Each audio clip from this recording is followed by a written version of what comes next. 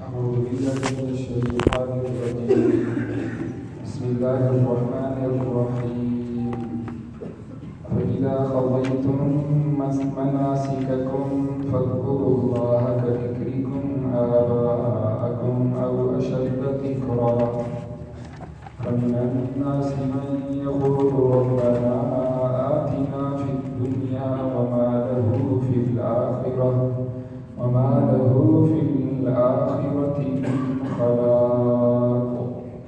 ومنهم من يقول ربنا آتنا في الدنيا حسنة وفي الآخرة حسنة وقنا عذاب النار. أولئك لهم نصيب مما كسبوا والله سريع الحساب. صدق الله العظيم. فإذا قضيتم پس جب تم پورا کر چکو مناسککم اپنے حج کے احکامات کو فاذکروا اللہ پس تم اللہ کو یاد کرو کذکرکم جیسا کہ تمہارا یاد کرنا آباءکم اپنے آباء و اجداد کا او اشد ذکرا یا اس سے بھی زیادہ ذکر کرنا. فمن الناس پس لوگوں میں سے بعض من یقول جو کہتے ہیں ربنا اے ہمارے پروردگار آتینا ہمیں دے دے فی الدنیا دنیا میں وما لہ اور نہیں ہے ان کے لیے فی الآخرت آخرت میں من خلاق کوئی حصہ. ومنہم اور بعض ان میں سے من یقول جو کہتا ہے ربنا اے ہمارے پروردگار آتینا ہمیں دے دے فی دنیا میں حسنتاً بدھائی وفی الآخرت اور آخرت میں بھی حسنتاً بدھائی وقنا اور تو بچا ہمیں عذاب النار آگ کے عذاب سے. اولئک یہی لوگ ہیں لہم ان کے لیے نصیب حصہ ہے مما کسبوا اس سے جو انہوں نے کمایا ہے واللہ سریع الحساب اور اللہ بہت جلد حساب کرنے والا ہے. یہ آج کے درس کی 3 آیات کریمہ میں اس سے پہلے والی آیات کریمہ میں اللہ تعالیٰ جل شانہ نے حج کے سلسلہ میں بعض احکامات کو بیان فرمایا کہ جس نے حج کی نیت کر لی احرام باندھ لیا تو اسے چاہیے کہ وہ کوئی رفث نہ کرے کوئی گناہ کا کام نہ کرے اور نہ ہی کوئی جھگڑا کرے اور اس سلسلے میں جو بھی نیک عمل تم کرو گے یقیناً اللہ تعالیٰ جل شانہ اس سے واقف ہے. دوسری بات کہ حج کے سفر میں عمرہ کے سفر میں جب تم زیارت حرمین شریفین کے لیے نکلے ہو اس دوران جب تمہاری نیت اللہ کی رضا کی ہے حج اور عمرہ کی ہے یا حضرت محمد مصطفیٰ احمد مجتبیٰ صلی اللہ علیہ وسلم کی مسجد نبوی کی زیارت حضور صلی اللہ علیہ وسلم کے روزے کی حاضری کی نیت ہے اس دوران اگر تم تجارتی سلسلہ اختیار کر لو تو اس میں بھی تمہارے لیے کوئی حرج نہیں لیکن نیت اللہ کی رضا ہو حج اور عمرے کی ہو نیت تجارت کی نہ ہو. تیسری بات جب تم عرفات سے لوٹو کہ اصل حج عرفات میں قیام ہے عرفات سے لوٹو تو اللہ تعالیٰ جل شانہ کا ذکر کرو مشعر حرام کے پاس اور یہ ذکر اور یہ اطاعت و فرما برداری اس انداز سے ہونی چاہیے کما ہداکم جیسا کہ اللہ تعالیٰ جل شانہ نے تمہاری رہنمائی فرمائی ہے. اور پھر تم نے لوٹنا وہاں سے ہے جہاں سے دیگر لوگ لوٹتے ہیں یعنی عرفات سے. کہیں ایسا نہ ہو کہ حج کے لیے تم نکلے اور عرفات ہی نہ جاؤ مزدلفہ سے واپس آ جاؤ جس طرح اس زمانے کے بعض قبائل کرتے تھے تو یقیناً تمہارا حج مکمل نہیں ہوگا. واستغفر اللہ اور تمام نیکی کرتے کرتے تو اللہ تعالیٰ جل شانہ سے معافی طلب کرتے رہو. ان اللہ غفور رحیم بے شک اللہ بہت بخشش کرنے والا انتہائی مہربان ہے. آج کے درس کی آیات کریمہ میں اللہ تعالیٰ جل شانہ نے حج کے سلسلے میں مزید باتوں کو بیان فرمایا. ان میں سے پہلی بات یہ کہ جب تم حج کے احکامات کو پورا کر چکو تو اللہ کا بہت ذکر کرو اللہ کی بہت یاد کرو جس طرح کہ تم اپنے آباء و اجداد کو یاد کرتے ہو بلکہ اس سے بھی زیادہ ذکر کرتے ہو. اس زمانے میں یہ ہوتا تھا کہ جب حج سے فارغ ہونے کے بعد عرفات سے واپسی پہ لوگ مینا میں جمع ہوتے زمانہ جاہلیت میں تو اپنے آباء و اجداد کے کارناموں کا ذکر کرتے تھے. بعض کہتے ہمارے آباء و اجداد اتنے بہادر تھے، بعض کہتے وہ اتنے جنگ لڑنے والے تھے، بعض کہتے وہ اتنے سخی تھے، بعض کہتے وہ اتنے بڑے سردار تھے، بعض کہتے وہ اتنے بڑے سرمایہ والے تھے، حیثیت والے تھے، اس طرح خاندانی شرافت عزتیں، اور اس میں پھر ایک دوسرے پہ فخر کرتے تھے اور دوسروں کو حقیر سمجھتے تھے. ان میں سے بعض قبائل تو اللہ تعالیٰ جل شانہ نے ان کی مذمتوں کو بیان کر دی. حدیث پاک کا مفہوم ہے، حضور اکرم صلی اللہ علیہ وسلم نے فرمایا لَيَنْتَهِيَنَّ أَقْوَامٌ یقیناً باز آ جانا چاہیے ان لوگوں کو یفتخرون بآبائہم الذین ماتوا، جو فخر کرتے ہیں ایک دوسرے پر، دیگر قبائل پر، ان اپنے آباء و اجداد کے بارے میں جو مر چکے ہیں، دنیا سے جا چکے ہیں، اور ان کے کارناموں کی وجہ سے ان کا ذکر کر کے، اپنے آباء کا ذکر کر کے دیگر لوگوں کو حقیر و ذلیل جانتے ہیں. حضور صلی اللہ علیہ وسلم نے فرمایا حقیقت یہ ہے کہ انما هم فحم من جہنم، ان کے آباء و اجداد تو وہ تو جہنم کا کوئلہ بن چکے ہیں، ان کو چاہیے وہ باز آ جائیں. اگر وہ باز نہیں آتے تو وہ اللہ کے ہاں اس گبریلے کیڑے سے بھی زیادہ برے ہیں جو غلاظت کی گولیاں بنا کر اپنی ناک کے ذریعے سے ان کو دائیں بائیں گسیٹ کر رہے تھے. اور پھر حضور صلی اللہ علیہ وسلم نے فرمایا کہ ان اللہ قد اذهب عنکم عبودیت الجاہلیت، اللہ تعالیٰ جل شانہ نے تم سے زمانہ جاہلیت کے سارے فخر کی باتیں، تکبر کی باتوں کو اللہ نے ختم فرما دیا ہے. اب صرف دو طرح کے لوگ، مومن تقی، ایک مومن ہے جو پرہیزگار ہے، وفاسق شقی، اور دوسرا فاجر ہے، نافرمان ہے، جو بدبخت ہے. اور کل لوگوں میں آدم، تم سارے کے سارے حضرت آدم علیہ السلام کے اولاد ہو، آدم من تراب، اور حضرت سیدنا آدم علیہ السلام کو اللہ نے مٹی سے پیدا فرمایا ہے. جس طرح تمہیں ذوق شوق ہے ہم اکٹھے ہوں، اپنے آباء و اجداد کے کارناموں کو بیان کریں اور تم فخر کرتے ہو، خوشی محسوس کرتے ہو، اس سے کہیں زیادہ تم اللہ تعالیٰ جل شانہ کا ذکر کرو. ہر ایک شے کی ایک لمٹ ہے، حد ہے، لیکن ذکر کے بارے میں اللہ تعالیٰ جل شانہ فرماتے ہیں یا ایھا الذین آمنوا اذکروا اللہ ذکرا کثیرا. فرض کام تو ہم نے کرنے ہی کرنے ہیں، واجب کام تو ہم کرنے ہی کرنے ہیں. حضور صلی اللہ علیہ وسلم کی سنت مؤکدہ جس کی تاکید آئی ہے اس کو تو یقیناً ہم نے اپنانا ہے، لیکن اس کے ساتھ ساتھ اللہ فرماتے ہیں کہ تم میرا ذکر بہت کرو. ایک آن بھی رحمان سے غافل نہ رہو، جب تم ایک آن بھی رحمان سے غافل نہ چلو تم، شاید کہ توجہ کرے وہ اور غافل رہو تم.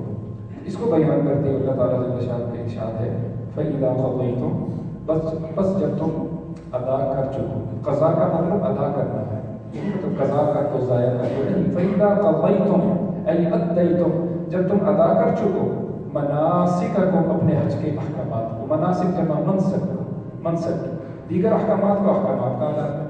حج کے جو احکامات ہیں، فرائض ہیں، واجبات ہیں، سنن ہیں، ان کو منسک کہا جاتا ہے. حضور صلی اللہ علیہ وسلم نے حجۃ الوداع کے موقع پر فرمایا تھا یا ایھا الناس خذوا عنی مناسککم، اے لوگوں تم مجھ سے حج کے احکامات سیکھ لو.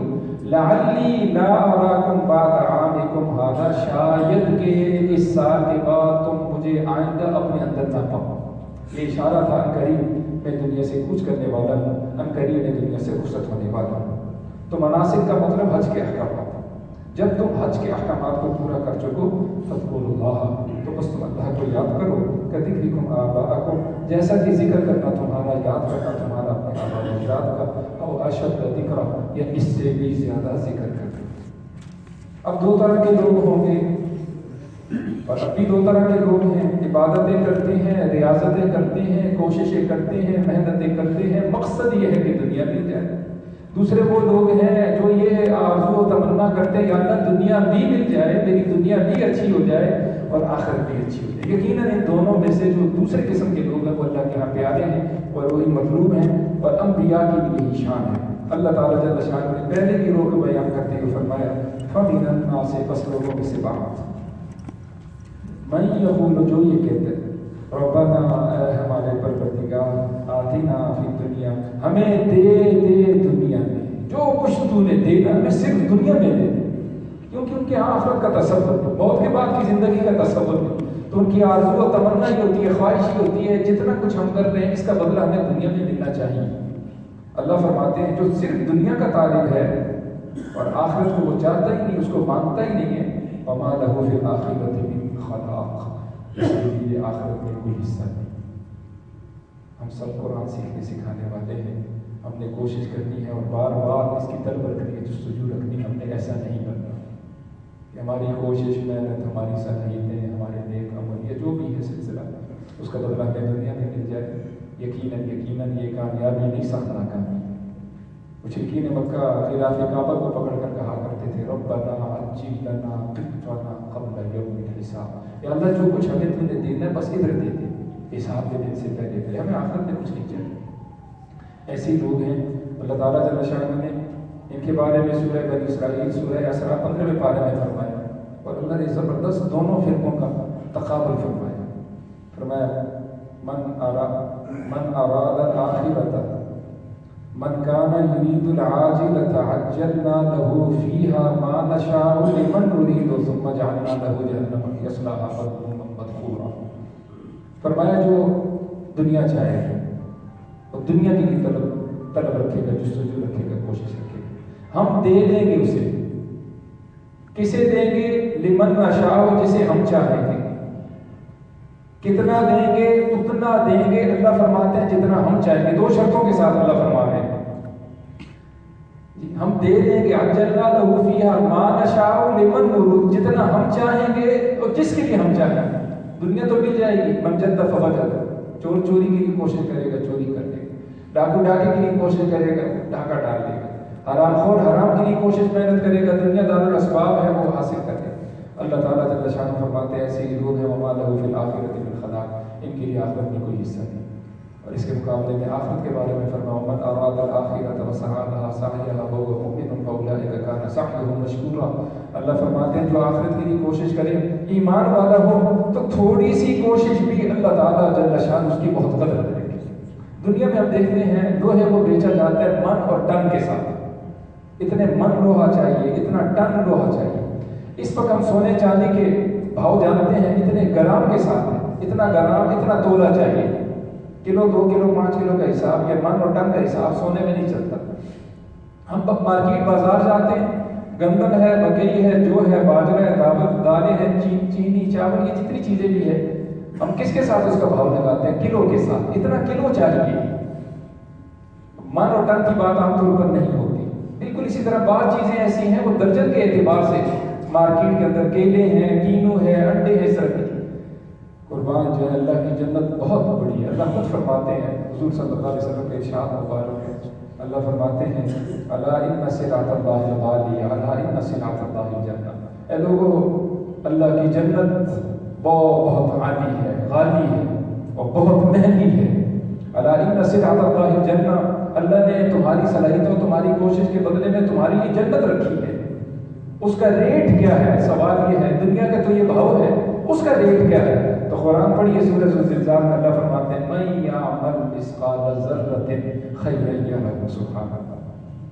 جو آدمی ذرہ برابر، ذرہ کیا ہے؟ وہ چھوٹی چیونٹی یا ایک نقطہ یا وہ سورج کی شعاع میں نظر آنے والے ذرات جو عام اس انسانی آنکھ سے نظر نہیں آتے جب تک وہ روشنی نہ ہو مخصوص، اس میں جو چھوٹے چھوٹے ذرات نظر آتے ہیں، یہ ذرہ ہے. اللہ فرماتے ہیں ایمان کی حالت میں اگر تم اتنی نیکی کر کے بھی آگے میرے پاس، تو میں اس کی بھی قدر کروں گا، اس کا بدلہ بھی تمہیں میں جنت دے دوں گا. لموضع صوت فی الجنۃ خیر من الدنیا وما فیہا. فرمایا ایک صوت، ایک کوڑے کی جگہ مل جانا. کوڑے کی کتنی جگہ بنتی ہے؟ فرمایا اگر کسی آدمی کو جنت کی وہ مل جائے، وہ دنیا اور دنیا کے اندر جو کچھ ہے اس سے آٹا ہے، افضل. تو ہم نے اپنا منتہائی نظر دنیا نہیں بنانی، ہمارا مقصد وہ آخرت ہونا چاہیے.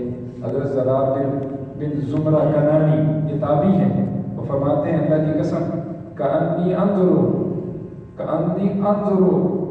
واسمع، گویا کہ وہ منظر میرے سامنے ہے، میں اپنی آنکھوں سے دیکھ رہا ہوں، اپنے کانوں سے سن رہا ہوں.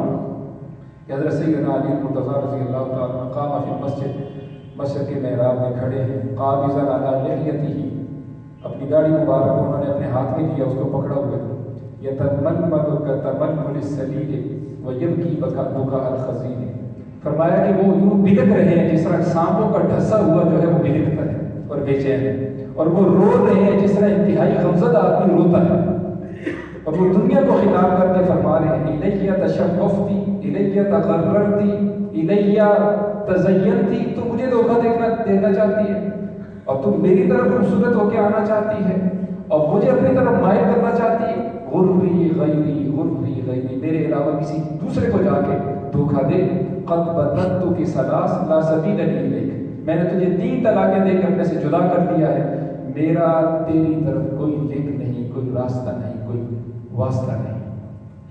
اور پھر فرمانے لگے دنیا کو خطاب کر کے، یہ وہ حضرات تھے جو کامیابی کا جانا ساری دنیا جانتی ہے کہ وہ گئے دنیا سے لیکن کامیابی کا جانا گئے، فرمانے لگے کہ مجلس کی حقیر، تیری مجلس جو ہے وہ انتہائی ذلیل ہے، اور عمر کی قصیر، تیری عمر بڑی محدود ہے، اور خطر کی یسیر، اور تیرے خطرات پریشانیاں وہ بڑے محدود ہیں۔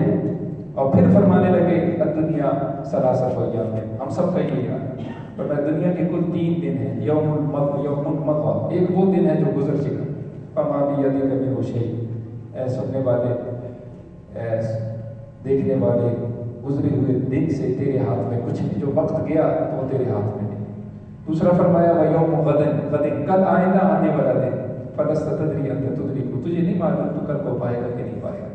تیسرا دن فرمایا وَيَوْمٌ أَنْتَ فِيهِ، ایک وہ دن ہے جس میں تو موجود ہے، کم من مقبل یومن لا یکملہ، فرمایا یہ دن جس دن کے اندر تم موجود ہے، کتنے صبح کرنے والے ایسے شام نہیں کر سکتے، وَكَمْ مِن مُسْتَقْبِلٍ لِغَدٍ لَا يُدْرِكُهُ، اور کتنا ہی آج کے اندر کل کا انتظار کرنے والے وہ کل کو نہیں پاتے، اس سے پہلے دنیا سے کچھ کرتا ہے۔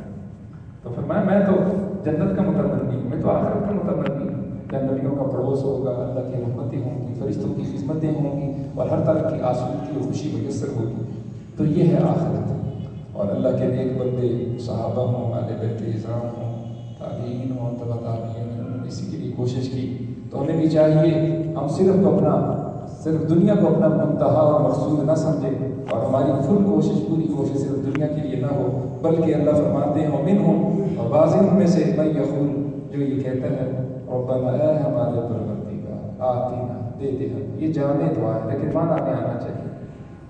نماز کی تمام جتنی بھی فرض ہیں، واجب ہیں، سنن ہیں، مستحبات ہیں، عطا ہے، قضا ہے، آخری قاعدے میں جب ہم بیٹھتے تو یہ دعا پڑھتے ہیں، عام طور پر پڑھی جاتی ہے اور پڑھنی چاہیے، جامع دعا۔ حضور صلی اللہ علیہ وسلم نے امت کو تعلیم دی۔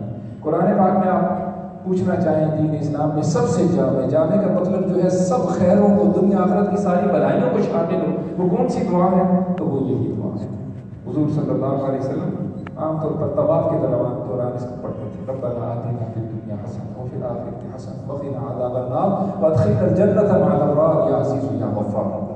تو فرمایا کہ بعض لوگ یوں دعا کرتے ہیں ربنا، اے ہمارے پالنہار، اے ہمارے پروردگار، آتنا، تو دے دے ہمیں، فی دنیا میں حسنۃ بھلائی، اور پھر آخرت اور آخرت میں بھی حسنۃ بھلائی، وقنا، اور ہمیں بچا عذاب النار، دوزخ کے عذاب سے، آگ کے عذاب سے۔ دنیا کی بھلائی یہ ہے بندے کو ایمان ملے، نیکی کی زندگی ملے، گناہوں سے پرہیز کی زندگی ملے، یہ آخرت کی بھلائی ہے اور بہت بڑی بھلائی ہے۔ یہ بھلائی اگر کسی بادشاہ کے پاس ہے تو اللہ کی بھلائی ہے، فقیر کے پاس ہے تو وہ فقیر جو ہے اللہ کی بھلائی ہے، اگر یہ چیزیں نہیں تو یقیناً اس کے پاس بھلائی، دنیا سب ہو تو اس کے پاس بھلائی ہے۔ آخرت کی بھلائی یہ ہے کہ بندہ جو ہے وہ جہنم سے بچ جائے، اللہ کے غصے سے، اللہ کی ناراضگی سے بچ جائے، فمن زحزح عن النار وادخل الجنۃ فقد فاز، جو جہنم سے بچا لیا گیا اور جنت میں داخل کر دیا گیا وہ یقیناً کامیاب ہے۔ وقنا عذاب النار، تیسری بات کو بیان کیا گیا، یا اللہ ہمیں بچا دے جہنم کے عذاب سے، آگ کے عذاب سے۔ اور آخرت کی بھلائیوں میں موت ہماری اچھی ہو جائے، قبر ہماری اچھی ہو جائے، آخرت 50,000 سال کا دن اچھا ہو جائے، اس میں جتنی گھاٹیاں ہیں وہ سب اچھی ہو جائیں، اور جہنم سے بچ کر ہم جنت میں جانے والے بن جائیں۔ اس کیفیت کے ساتھ دعا کا کرنا، معنی کو سوچ کر کرنا، اپنی اولادوں کو سکھانا، نام سب آگے، ہم خود بھی آگے، ہمارے گھر کے لوگ آگے، ہماری چاہت والے آگے، زندہ بھی آگے، مردہ بھی آگے، اس میں اگر آپ نیت کریں گے تو سب کے سب کی نیت ہو جائے گی، اور یہ دعا سب کے لیے ہو جائے گی۔ اولئک، اللہ فرماتے یہی وہ لوگ ہیں، لہم نصیب، ان کے لیے حصہ ہے، مما کسب، اس سے جو انہوں نے کمایا. ایسا نہ ہو دعائیں تو تم کرتے ہو لیکن دعاؤں کے بعد تم کوشش نہیں کرتے، ہاتھ پہ ہاتھ رکھتے بیٹھ جاتے. ایک پہلوان اس نے اپنے بزرگ سے کہا کہ جی آپ ہمارے لیے دعا کریں، صبح ہمارا مقابلہ ہے، اللہ مجھے فتح نصیب فرمانا. بزرگوں نے کہا میں دعا تو ضرور کروں گا لیکن ایک شرط کے ساتھ، اور شرط یہ ہے کہ کوشش تم بھی کرو، زور تم نے بھی لگانا. تم یہ نہ سمجھو کہ بس جی بزرگوں نے دعا کر دی ہے تو بس یہ دعا بہت ہے، مجھے کامیابی مل جائے گی. نہیں، حرکت میں برکت ہے.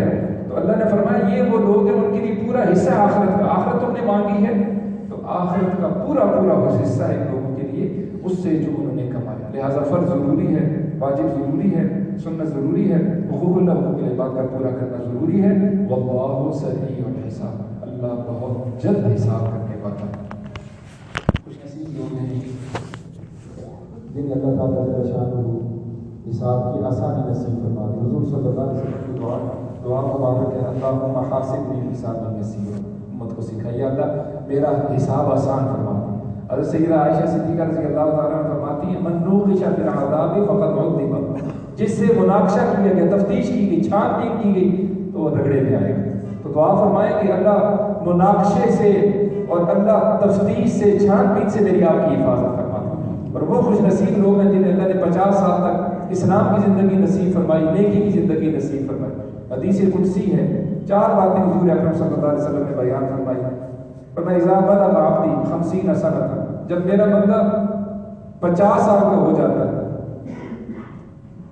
تو فرمایا رسول اکرم صلی اللہ علیہ وسلم نے، اللہ تعالیٰ جل شانہ فرماتے ہیں حاسبتہ حسابا یسیرا، میں اس کا حساب آسان کر دیتا ہوں. 50 والے جو اس مجرے میں موجود ہیں مسلمان، اللہ اپنے فضل و کرم سے ان کا حساب آسان فرما دیں. فرض تک اسلامی شاعر گزرا ہے، فوت ہو گیا. کسی نے پوچھا کیا معاملہ ہوا؟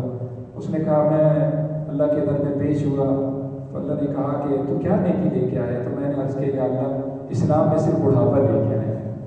اسلام میں کیا لے کے آیا ہوں؟ بڑھاپا. تو اللہ نے میرے بڑھاپے کی سفید باتوں کی قدر فرمائی اور اللہ نے میری بخشش و مغفرت فرمائی. دوسری بات فرمائی اذا بلغ عبدی 60 سنة، جب بندہ میرا ایمان کی حالت میں نیکی کرتے کرتے کرتے 60 سال کی عمر میں پہنچ جاتا ہے، صببت الیہ انابا، میں اس کے دل میں نرمی پیدا کر دیتا ہوں، رجوع پیدا کر دیتا ہوں، آخرت کی فکر پیدا کر دیتا ہوں. تیسری بات فرمائی حضور اکرم صلی اللہ علیہ وسلم نے حدیث قدسی کہ اللہ فرماتے ہیں اذا بلغ عبدی، جب بندہ میرا پہنچ جاتا ہے 70 سنة احبہ اللہ واہل السماوات، فرمایا کہ اس سے آسمان والے فرشتے بھی پیار کرتے ہیں اور اقتعالیٰ جل شانہ اس سے محبت کرتے ہیں. اور چوتھی بات فرمائی اذا بلغ عبدی 80 سنة، جب میرا بندہ 80 برس کا ہو جاتا ہے استحیی ان اعذبہ عذاب النار، تو مجھے حیا آتی ہے کہ میں اس کو آگ کا عذاب دوں. اللہ فرماتے ہیں 80 برس اس نے اسلام میں گزارے، نیکی میں گزارے، غلطیاں اس کی ہوں گی لیکن مجھے حیا آتی ہے. اور فرماتے ہیں کہ اللہ فرماتے ہیں، حدیث قدسی ہے، اللہ فرشتوں سے فرماتے ہیں کتبت حسناتہ وألغیت سیئاتہ، اس کی صرف نیکیاں